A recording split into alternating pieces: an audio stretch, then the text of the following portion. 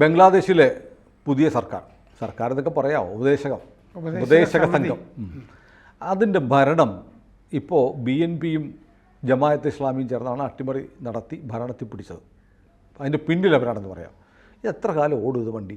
ഇല്ല, അവർ പിരിഞ്ഞു കഴിഞ്ഞു. പിരിഞ്ഞോ? അവർ പിരിഞ്ഞു കഴിഞ്ഞു. എന്താന്ന് വെച്ചാൽ ഷെയ്ഖ് ഹസീന അവിടെ ഉള്ളപ്പോൾ ഒന്നിച്ച് അവർ നിന്നു. ഹസീന ഇപ്പം ഇല്ലല്ലോ.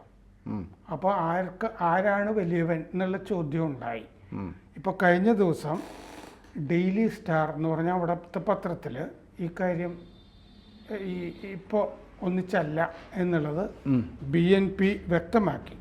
BNPയുടെ സെക്രട്ടറി ജനറൽ മിർസ ഫക്രുൽ ഇസ്ലാം അലംഗീർ ഒരു അഭിമുഖം അതിൽ വന്നിട്ടുണ്ട്. അദ്ദേഹം പറഞ്ഞു, ഇപ്പോൾ BNP ജമാഅത്തെ ഇസ്ലാമി സഖ്യമില്ല. ഇടക്കാല സർക്കാർ ഇപ്പോൾ ഉള്ളത് ആ ഉപദേശക സമിതി, അവർക്ക് ചില പരിഷ്കാരങ്ങൾ നടത്താനായിട്ട് കുറച്ച് സമയം വേണ്ടി വരുമായിരിക്കും. പക്ഷേ അത് അനിശ്ചിതമായിട്ട് സമയം നീട്ടിക്കൊടുക്കാൻ പറ്റില്ല. ഭൂതകാല അവശിഷ്ടങ്ങളൊക്കെ നീക്കണം. ഇവിടെ വേണ്ടത് ജനാധിപത്യ സർക്കാരാണ്.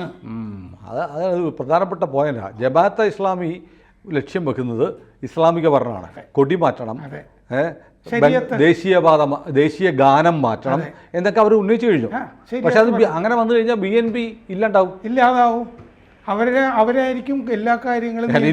ഈ വന്ന് ഈ അവസാനം ഇനി അവാമി ലീഗും ഹസീനയുടെ പാർട്ടിയും BNPയും കൂടെ ഐക്യത്തിലാവും ഘട്ടത്തില് ആയിക്കോട്ടെ അറിയില്ല.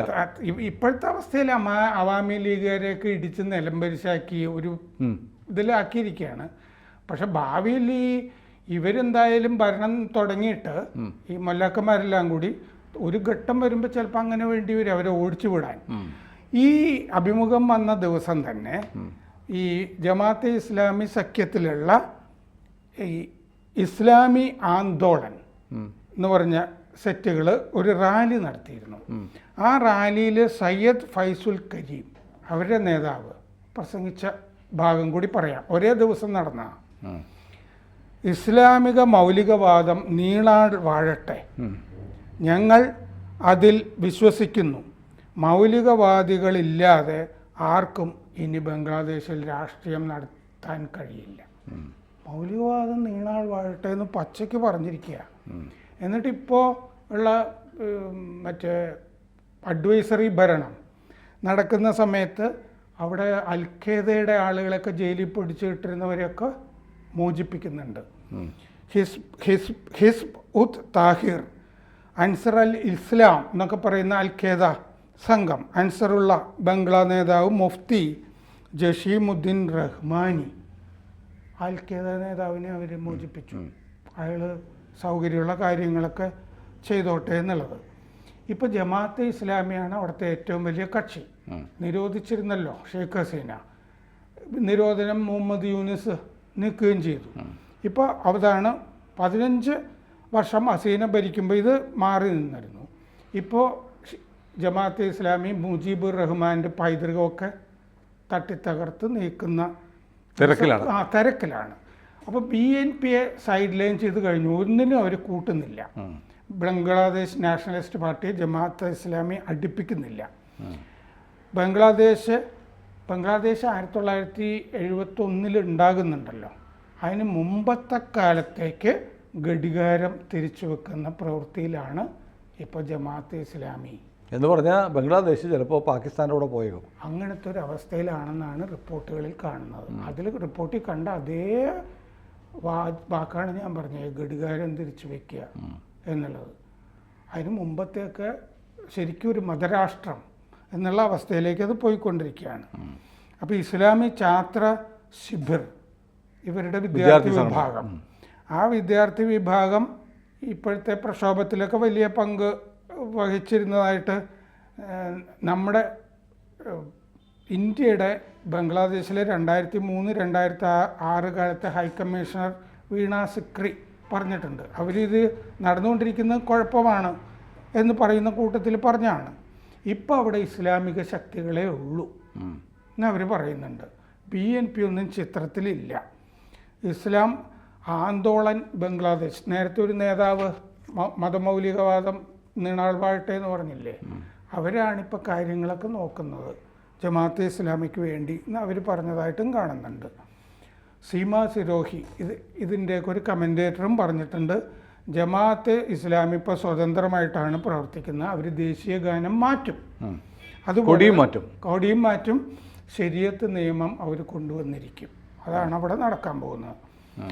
ബംഗ്ലാദേശ് രൂപീകരിക്കുന്നതിനെ ആ കാലത്ത് ജമാഅത്തെ ഇസ്ലാമി എതിർത്തിരുന്നു. ഇങ്ങനൊരു രാഷ്ട്രീയം വേണ്ട എന്നവർ പറഞ്ഞിരുന്നു. എന്ന് പറഞ്ഞാൽ പാകിസ്ഥാൻ്റെ കൂടെ നിൽക്കുന്നത് തന്നെയാണ് അഭികാമ്യം എന്ന് പറഞ്ഞിരുന്നു. 2 തവണ BNP അവിടെ സർക്കാരുണ്ടാക്കിയപ്പോൾ അതിൽ ജമാഅത്തെ ഇസ്ലാമിക്കാരും മന്ത്രിമാരായിരുന്നു. 1991-96 ഖലീദ സിയയുടെ മന്ത്രിസഭ, 2001-2006. അപ്പോൾ ജമാഅത്തെ ഇസ്ലാമിക്ക് ഭരിച്ചൊക്കെ പരിചയമുണ്ട്, ഭരണത്തിൽ പങ്കുവഹിച്ചിട്ടുണ്ട്, അത് ചെയ്തിട്ടുണ്ട് അവർ. അധികാരം പോയി തെരുവിൽ ആയിരുന്നു. പിന്നെ ഇത്രയും കാലം നിരോധിക്കപ്പെട്ടു. 15 കൊല്ലം ഒന്നും ഉണ്ടായിരുന്നില്ല. അത് കഴിഞ്ഞിട്ടാണ് ഇപ്പോൾ ശരീഅത്ത് ആഹ്വാനമൊക്കെ ആയിട്ട് വന്നിരിക്കുന്നത്. ജനുവരി 7 തെരഞ്ഞെടുപ്പിൽ അവർക്ക് പങ്കെടുക്കാൻ പറ്റിയില്ല, കാരണം സുപ്രീം കോടതി നിരോധിച്ചിരുന്നു അവരെ. ഇപ്പോൾ BNP എന്ന് പറഞ്ഞ പാർട്ടി ഇസ്ലാമിക ബംഗ്ലാദേശിന് തടസ്സമാണ് എന്ന് ജമാഅത്തെ ഇസ്ലാമി. എന്തൊക്കെ പറഞ്ഞാലും BNP ഒരു ജനാധിപത്യ പാർട്ടിയാണ്. അതെ, അവാമി ലീഗിനെ പോലെ തന്നെ. അവർക്കാണ് സത്യത്തിൽ അമേരിക്കൻ പിന്തുണയൊക്കെ തുടക്കത്തിലുണ്ടായിരുന്നു. പിന്നെ അതിൻ്റെ കൂട്ടത്തിൽ ഈ മത കക്ഷികളും കൂടി കൂടുകയാണല്ലോ. ഇപ്പോൾ BNPക്ക് സാഹചര്യം ഒട്ടും തന്നെ അനുകൂലമല്ല. ഹസീന ഒരു ഘട്ടത്തിൽ ജമാഅത്തെ ഇസ്ലാമിയുടെ കൂടെ നിന്നിരുന്നു, അവർക്ക് ഭരണം തുടർന്നു പോകാനായിട്ട്. അത് കഴിഞ്ഞ് അവർ വലതുപക്ഷത്തെ വേറൊരു ഇസ്ലാമിക സംഘടനയും കൂടിയാണ് കൊണ്ടു നടന്നത്. ഹെഫാസത്ത് ഇ ഇസ്ലാം ബംഗ്ലാദേശ് എന്ന് പറഞ്ഞൊരു സംഘടനയെ കൂട്ടിപ്പിടിച്ച് നടന്നു. അടുത്ത കാലത്ത് ഈ ജമാഅത്തെ ഇസ്ലാമി എന്ത് ചെയ്തു എന്ന് വെച്ച് കഴിഞ്ഞാൽ അവിടുത്തെ മുല്ലാക്കന്മാരെയൊക്കെ വിളിച്ചു കൂട്ടി. എന്ന് പറഞ്ഞാൽ ഖവാമി, ഈ പണ്ഡിതരുമായിട്ട്. ഖവാമി എന്ന് പറഞ്ഞാൽ സാധാരണ മദ്രസകൾ, സർക്കാർ അനുമതിയുള്ള മദ്രസകൾ കാണുമല്ലോ. ഖവാമി മദ്രസകൾക്ക് സർക്കാർ അനുമതി ഇല്ല, പക്ഷെ സർക്കാർ അനുമതി ഉള്ളതിനേക്കാൾ എണ്ണത്തിൽ കൂടുതലാണ്, കുട്ടികളും കൂടുതലാണ് അതിൻ്റെ അകത്ത്. അവരെയൊക്കെ വിളിച്ചിട്ട് ഈ ജമാഅത്തെ ഇസ്ലാമി മറ്റ് ഇസ്ലാമിക കക്ഷികളുടെ കൂടി വിശ്വാസ്യത നേടിക്കൊണ്ടിരിക്കുകയാണ്. മൊത്തം ഇസ്ലാമിക BNPയെ ജമാഅത്തെ ഇസ്ലാമി വിഴുങ്ങപ്പെടാതിരിക്കാനുള്ള പണി BNP നോക്കാൻ തുടങ്ങി. ഇത്രയല്ലേ ഉള്ളൂ. ഇതാണ് സംഭവം. പക്ഷെ BNPക്ക് പിന്തുണയില്ല. കാരണം ജനപിന്തുണ, വിദ്യാർത്ഥി എന്ന് പറയുന്നത് മുഴുവൻ ജമാഅത്തെ ഇസ്ലാമിയുടെ വിദ്യാർത്ഥി വിഭാഗം. ഇപ്പോൾ ആരോ പറഞ്ഞു കേട്ടു, ഞാൻ എവിടെയോ വായിച്ചതാണ്, ഈ ജനാധിപത്യപരമായി തെരഞ്ഞെടുപ്പിലൂടെ അധികാരത്തിൽ വന്നത് ഹസീനയാണ്. 5000-ഓളം വരുന്ന ചെറുപ്പക്കാരെ, ഗുണ്ടകളെ, കലാപകാരികളെ ഇറക്കി ഒരു രാജ്യത്തിൻ്റെ ഭരണം പിടിച്ചു. അത് രാജ്യത്തെ ഭൂരിപക്ഷത്തിൻ്റെ മാൻഡേറ്റ് ഒന്നുമല്ല. മാൻഡേറ്റ് അല്ലല്ലോ. കുറേ അക്രമകാരികൾ ഇറങ്ങി കലാപം ഉണ്ടാക്കി, അതിൻ്റെ പേരിൽ സർക്കാർ രാജ്യം അതിന് സത്യത്തിൽ അതിഭീകരമായ അടിച്ചമർത്തുകയാണ് വേണ്ടത്. പക്ഷേ ഹസീനയ്ക്ക് പെശക് പറ്റി. ഹസീന ആദ്യത്തെ ദിവസങ്ങളിൽ അടിച്ചമർത്താതെ ഒരു മയത്തിനൊക്കെ കൈകാര്യം ചെയ്തതിൻ്റെ പ്രശ്നമാണ്. തുടക്കം മുതലേ കൈകാര്യം ചെയ്തിരുന്നെങ്കിൽ ഇതൊന്നും സംഭവിക്കില്ലായിരുന്നു. വിദേശ ഇടപെടലും ഫണ്ടും വിദേശ ഇടപെടലുണ്ട്. പക്ഷേ അമേരിക്കയുടെ താല്പര്യം, അമേരിക്കയിൽ ജമാഅത്തെ ഇസ്ലാമിയുടെ ഒരു സർക്കാർ വരുന്നത് താല്പര്യമൊന്നുമില്ല. അവാമി ലീഗിനെയും BNPയെയും ജമാഅത്തെ ഇസ്ലാമിയെയും ഒരേപോലെ ഉപയോഗിച്ച് ബംഗ്ലാദേശിനെ തകർക്കുക എന്ന അജണ്ടയാണ്, അല്ലെങ്കിൽ ബംഗ്ലാദേശിനെ കൈപ്പിടിയിലാക്കുക. ഇതാണ് അമേരിക്കയുടെ ലക്ഷ്യം. ബംഗ്ലാദേശിനെ കൈപ്പിടിയിലാക്കി കഴിഞ്ഞാലും മറ്റേ ക്രൈസ്തവ രാജ്യം എന്ന് പറഞ്ഞ അജണ്ട കിടപ്പുണ്ട്. അത് ഹസീന പറഞ്ഞാണല്ലോ, അവരോട് ചോദിച്ചിരുന്നതാണെന്ന്.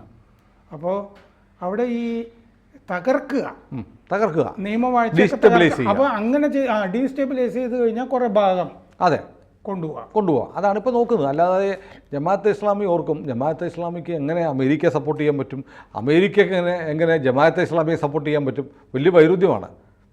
ഈ കണക്ക് കൂട്ടല് പ്രപഞ്ച സത്യവുമായിട്ട് ചേർന്ന് പോകുന്നതല്ല. അതാണ് പറയുമ്പോൾ നിതാന്ത വൈരികളാണ്. ഇപ്പം താലിബാനുമായിട്ട് അമേരിക്കയ്ക്ക് ബന്ധം ഉണ്ടായിരുന്നില്ലേ? അതെ, ഉണ്ടായിരുന്നു. ഇതാ താലിബാനെ നശിപ്പിക്കാൻ നടക്കുകയാണ് അമേരിക്ക. ചില ഘട്ടത്തിൽ IS-ഉമായിട്ട് പോലും അമേരിക്ക നല്ല ബന്ധം ചെയ്തിരുന്നു. അൽഖയ്ദയൊക്കെ അവർ പ്രോത്സാഹിപ്പിച്ച് തിരിച്ചു കിട്ടിയതാണ് സെപ്റ്റംബർ 11. അതെ, പ്രോത്സാഹിപ്പിച്ച് ഒരു ഘട്ടം എത്തുമ്പോൾ തീർത്ത് കളയുക എന്നുള്ളതാണ്. അവരെ ഉപയോഗിച്ച് തങ്ങളുടെ ശത്രുക്കളെ തീർക്കുക, അവസാനം ഇവർ വിനാശരൂപിയായി മാറുമ്പോൾ അവരെയും ഫിനിഷ് ചെയ്യുക.